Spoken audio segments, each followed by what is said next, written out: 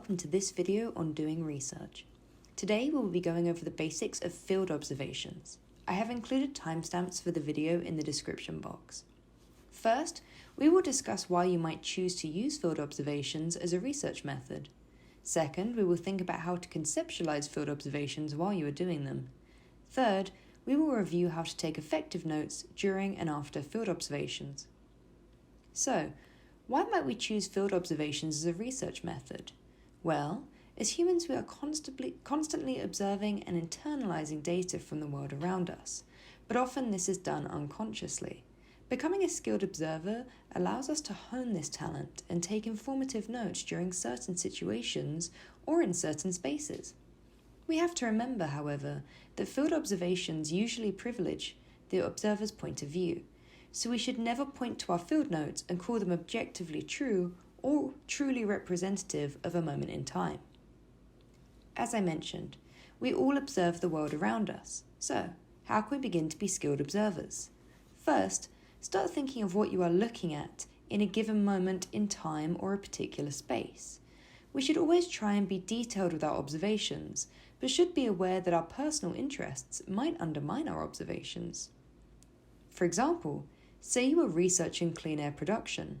You might observe a space and go, aha, there's a plant, and that produces clean air. Observing this plant would allow you to make the claim that plants are present in that space, and this ensures cleaner air production.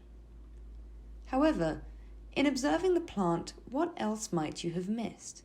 When you go into a space with a specific agenda in mind, you must remember to try and take notes on as much as possible so you don't skew your data. Otherwise, you run the risk of muddying your field notes with too much selective bias. With this in mind, remember to try and enter a space with an open mind that allows you to observe all the details that can be found there. Don't zero in on one detail and use that detail to support your biases. This brings me to the topic of taking field notes. Often, taking notes on field observations can be overwhelming and take a long time. Because of this, a lot of researchers like to record themselves speaking instead of writing physical notes. Using a voice recorder or a phone app to record your notes and observations is a quick and easy way to take notes while you observe your surroundings. Some people do like to take physical notes, and this is fine too. Remember to be specific as you take notes and take all your senses into account. Don't just take notes on what you see, but also what you can smell, hear, touch, etc. This will provide a more robust set of notes from your observations. Finally, some people enjoy sketching notes as well as writing words. Doing sketches can take some time, but they can prove useful pieces of data that you can include in your written research later down the line.